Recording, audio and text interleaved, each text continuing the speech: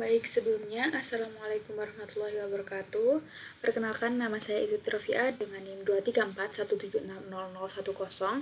Pada kesempatan kali ini, saya akan memaparkan tugas metodologi penelitian saya yang berjudul Analisis Dampak Ketidakselarasan Strategi Bisnis dan Strategi Sistem Informasi terhadap Keberlanjutan PT Nyonya Menir. Penelitian ini saya angkat berdasarkan fenomena kepilotan PT Nyonya Menir pada tahun 2017. Yang tidak hanya disebabkan oleh permasalahan keuangan, tetapi juga ketidakpastian perusahaan dalam menyelaraskan strategi bisnis dan strategi sistem informasi di tengah runtutan transformasi digital. Ketidakpatuhan tersebut berdampak pada inefisiensi operasional khususnya pada manajemen rantai pasok serta melemahnya daya saing perusahaan. Masuk ke latar belakang.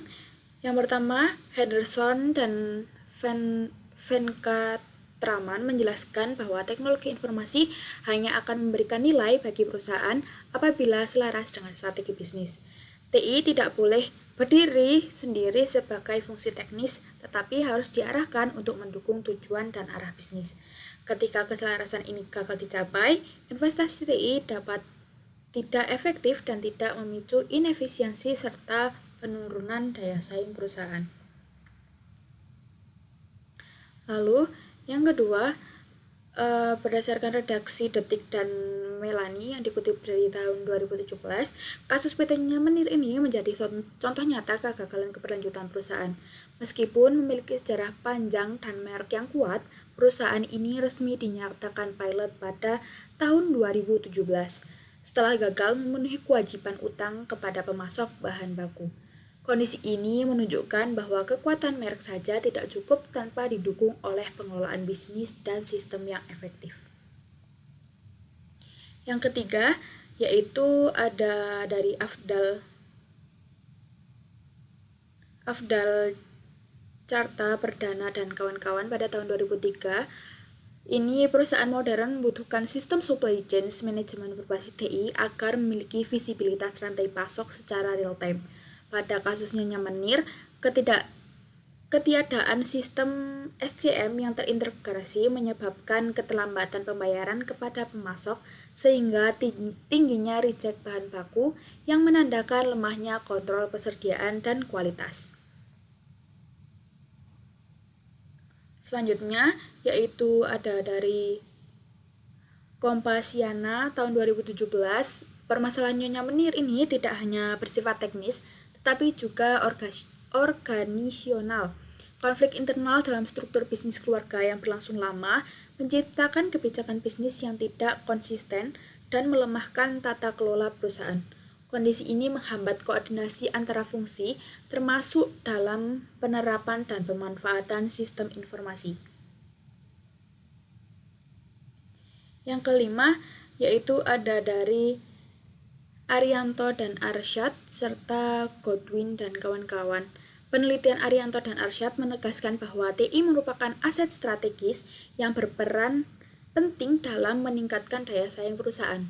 Namun, Godwin dan kawan-kawan menunjukkan bahwa banyak perusahaan tradisional terhambat oleh minimnya kompetisi digital dan struktur organisasi yang kaku. Kondisi ini relevan dengan Nyonya Menir yang gagal beradaptasi dengan transformasi digital dan perubahan perilaku konsumen. Lalu yang terakhir ada dari Henderson dan Venkatraman tentang strategic alignment model. Berdasarkan strategic alignment model, keberhasilan dan keberlanjutan perusahaan sangat ditentukan oleh keselarasan antara strategi bisnis, strategi sistem informasi, struktur organisasi, dan infrastruktur TI. Ketidaksinkronan antar elemen tersebut, seperti yang terjadi pada Nyonya Menir, berkontribusi besar terhadap kegagalan perusahaan dalam mempertahankan keberlanjutan bisnisnya. Nah, oleh karena itu, penelitian ini dilakukan untuk menganalisis dampak ketidakselarasan antara strategi bisnis dan strategi sistem informasi terhadap keberlanjutan perusahaan. Dengan studi kasus pada kepilotan PT Nyonya Menir, penelitian ini menggunakan kerangka strategic alignment model dari Henderson dan Venkatraman untuk memetakan hubungan antara strategi bisnis, strategi sistem informasi, struktur organisasi, dan infrastruktur TI yang saling mempengaruhi. Melalui analisis ini diharapkan dapat diperoleh pemahaman yang lebih komprehensif mengenai peran penyelarasan strategi dalam menjaga keberlanjutan perusahaan, khususnya pada perusahaan warisan di Indonesia yang menghadapi tantangan transformasi digital.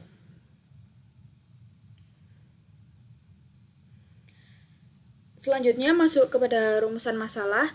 Yang pertama yaitu ada faktor organisasi, manajerial, dan teknis apa saja yang menyebabkan ketidaksesuaian atau misalignment antara strategi bisnis dan strategi sistem informasi di PT Nyonya Menir. Nah, untuk rumusan masalah ini itu juga bersangkut pautan dengan tujuan yang pertama dalam penelitian ini, yaitu adalah mengidentifikasi faktor yang menyebabkan tidak selarasnya strategi bisnis dan strategi sistem informasi di PT Nyonya Menir, baik yang berasal dari aspek organisasi, manajerial, maupun pemanfaatan teknologi.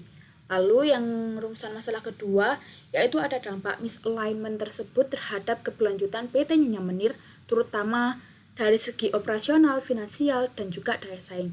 Nah, penelitian ini juga bertujuan untuk menganalisis dampak ketidaksesuaian strategi terhadap keberlanjutan perusahaan, khususnya pada kinerja operasional, kondisi finansial, serta kemampuan perusahaan dalam mempertahankan daya saing di industri.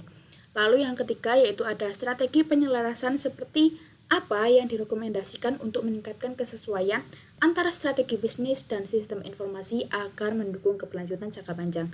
Nah, ini tuh masuk kepada tujuan yang terakhir, yaitu untuk merumuskan strategi penyelarasan antara strategi bisnis dan strategi sistem informasi yang tepat dan relevan, sehingga dapat menjadi rekomendasi strategis dalam mendukung keberlanjutan perusahaan, khususnya bagi perusahaan tradisional yang menghadapi tantangan transformasi digital.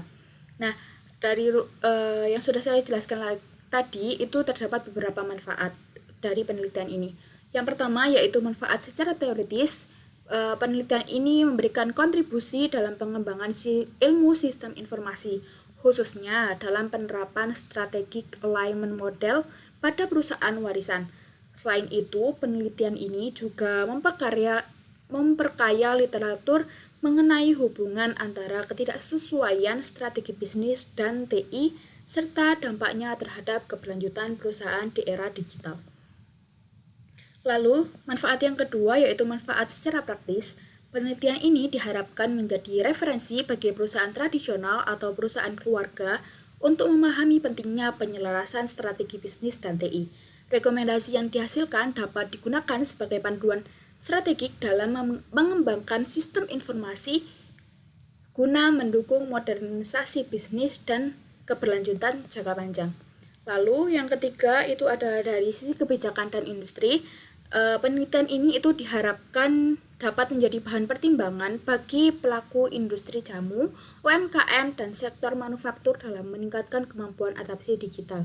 Selain itu, hasil penelitian ini mendukung penerapan transformasi digital yang lebih terencana dan berorientasi pada peningkatan daya saing di pasar modern. Lalu terdapat beberapa batasan juga dalam penelitian ini.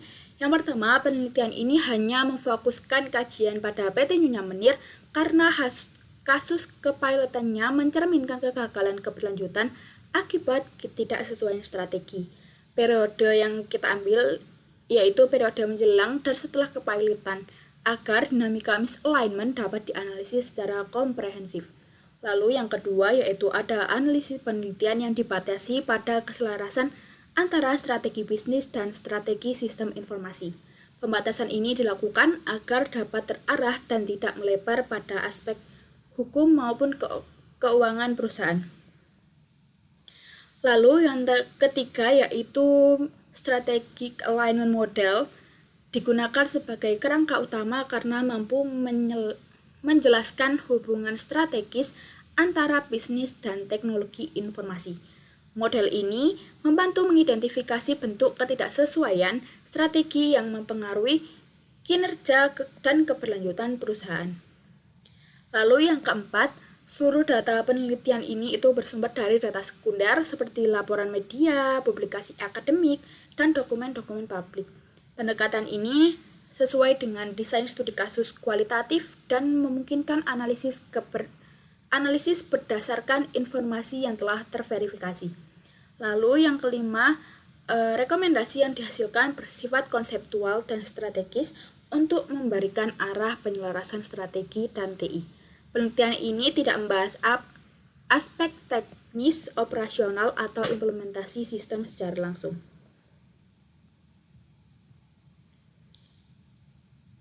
Lalu di sini ada salah satu contoh penelitian terdahulu yang saya ambil, yaitu penelitian dari Henderson dan Venkatraman. Nah, apa sih perbedaannya dari penelitian ini dengan penelitian yang saya ambil?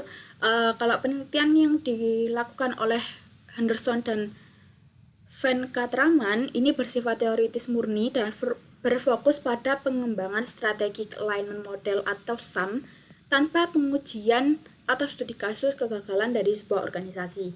Nah, sedangkan saya di sini mengambil penelitian tersebut untuk mengaplikasikannya secara empiris pada studi kasus kepilotan PT Nyonya Menir dengan fokus pada analisis misalignment strategi bisnis TI terhadap inefisiensi SCM dan kegagalan keberlanjutan perusahaan warisan. Lalu di sini juga ada landasan teori. Untuk yang pertama, landasan teori ini itu menjelaskan bahwa keselarasan antara strategi bisnis, struktur organisasi, dan strategi TI dan infrastruktur TI akan meningkatkan nilai investasi teknologi informasi. Ketidaksesuaian antara domain tersebut dapat menyebabkan kegagalan transformasi organisasi dan menurunkan kinerja perusahaan. Lalu, yang kedua ada manajemen rantai pasok dan supply chains. Menurut Perdana et al. Ini tahun 2023, pemanfaatan teknologi informasi dalam SCM itu memungkinkan visibilitas rantai pasok secara real time dan meningkatkan kontrol kualitas. Sebaliknya, sistem informasi yang tidak terintegrasi dapat menyebabkan tingginya reject bahan baku dan keterlambatan pembayaran kepada pemasok. Lalu yang ketiga yaitu ada manajemen strategi di area digital.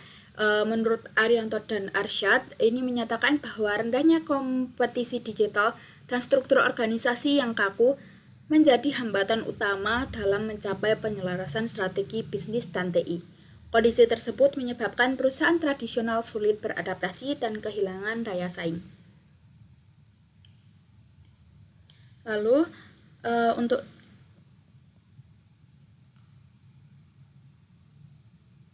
Untuk yang keempat, yaitu ada transformasi digital dan keberlanjutan UMKM. Ini dari Godwin et al. Tahun 2024 menjelaskan bahwa inovasi digital dapat mendorong pertumbuhan dan efisiensi UMKM secara signifikan. Namun, konflik internal organisasi dan rendahnya kompetensi digital dapat menghambat keberhasilan mentransformasi apabila tidak didukung penyelarasan yang strategis. Lalu selanjutnya ada metode penelitian. Untuk yang pertama, metode penelitian ini menggunakan desain kualitatif dengan pendekatan studi kasus untuk mengeksplorasi secara mendalam fenomena ketidakselarasan strategi bisnis dan sistem informasi pada PT Nyonya Menir. Analisis ini dilakukan dengan menggunakan strategic alignment model sebagai alat diagnostik untuk memetakan hubungan kausal antara misalignment strategi, inefisiensi manajemen rantai pasok, dan kegagalan keberlanjutan perusahaan. Lalu yang kedua ada partisipan atau objek penelitian. Penelitian ini bersifat non-partisipan karena menggunakan data sekunder tanpa melibatkan responden secara langsung. Objek penelitian ini adalah PT Nyonya Menir dengan fokus pada kondisi manajemen, rantai pasok, dan pemangku kepentingan selama periode menjelang kepilotan pada tahun 2017. Lalu yang ketiga ada Prosedur penelitian. Prosedur ini dilakukan secara sistematis dimulai dari studi literatur terkait SAM dan SCM, lalu dilanjutkan dengan pengumpulan data sekunder. Data ini kemudian dianalisis melalui pemetaan 4 domain SAM dan analisis kausal untuk mengidentifikasi pola ketidakselarasan yang divalidasi melalui triangulasi sebelum dirumuskan rekomendasi strategis. Lalu lanjut teknik pengumpulan datanya. Teknik pengumpulan data penelitian ini berupa data sekunder kualitatif yang diperoleh dari dokumen hukum, literatur akademik, laporan media, dan sumber multimedia terpercaya. Teknik pengumpulan data dilakukan melalui sistem literatur review, dokumen mining, dan content scraping dari sumber yang terverifikasi. Lalu untuk analisis datanya sendiri, analisis ini dilakukan menggunakan konten analisis untuk mengidentifikasi tema misalignment pada 4 domain SAM. Selanjutnya dilakukan causal mapping dan pattern matching untuk membandingkan temuan empiris dengan teori, serta triangulasi data digunakan untuk meningkatkan kredibilitas hasil penelitian. Baik, mungkin itu saja presentasi yang dapat saya sampaikan. Ada kurang lebihnya saya mohon maaf dan terima kasih. Wassalamualaikum warahmatullahi wabarakatuh.